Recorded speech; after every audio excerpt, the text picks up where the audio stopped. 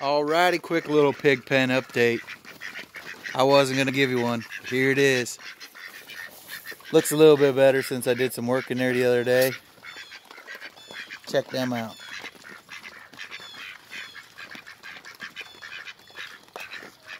They like their corn. The chickens and the ducks wanted in on that corn action, but we can't let them in there with the pigs.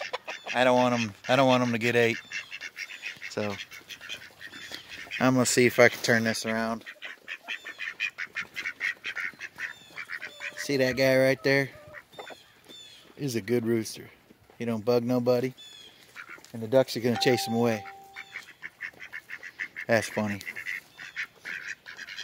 Got a hen right there.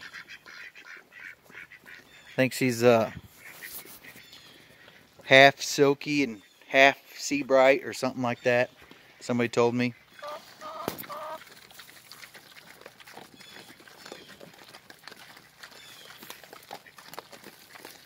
I guess we'll just call this video lunchtime.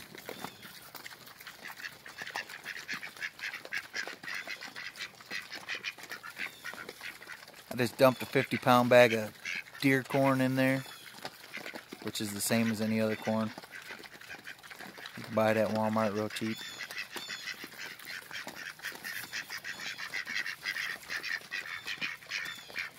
They like it. The video's only a minute and a half long so far. Gotta make it a little bit longer than that. Let's see. There's my pig pen. Looks a little small in the video, but it's actually pretty decent size.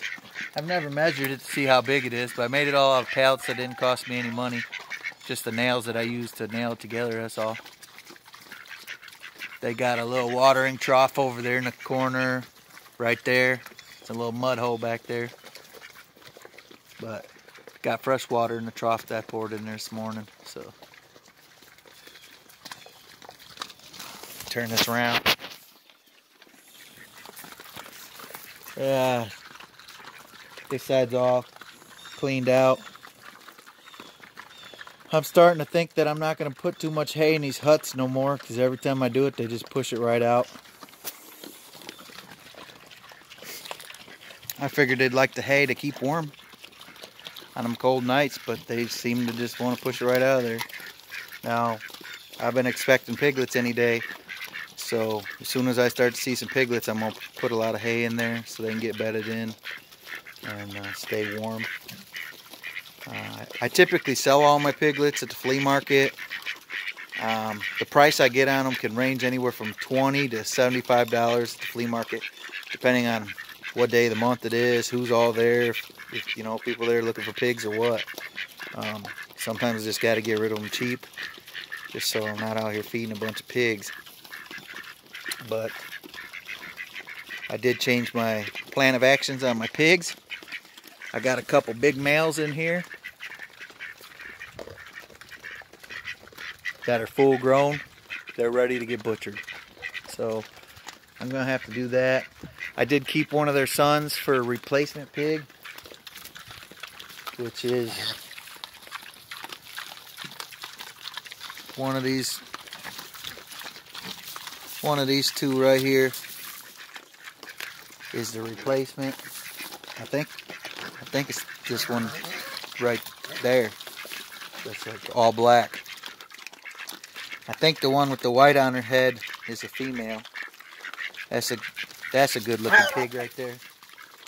So I haven't made up my mind yet whether or not I want to butcher any of the females. I don't know. We may see how their litters go. I do have one pig that's lost, I think, 2 litters now. She's not a very good mom. She kind of just had her piglets out in a puddle and they died in the middle of the night. I didn't know that she was birthing and stuff.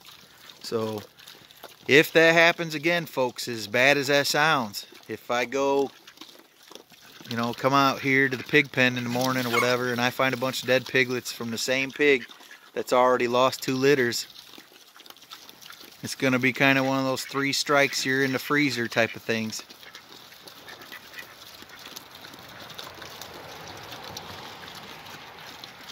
The whole point of having a homestead is to get out here on the land and grow your own food and have your own stuff, build your own stuff, be kind of self-sufficient. So if you got a pig that is not sustaining your homestead with piglets, or there ain't no point in having it unless you want a pet. But for me, I've got a couple dogs and stuff. We got a farm cat out here now, so I got plenty of pets. I got a family to take care of. So if the pig is gonna have litters and they're not gonna survive, then I'm just gonna have to butcher the pig and let her feed my family, and I'll be fortunate. And I'll be fortunate to have that meat. I'll be very grateful that I was able to raise that meat out here and able to use that. So I have 3 pigs in here right now that were born here on this property that I've raised.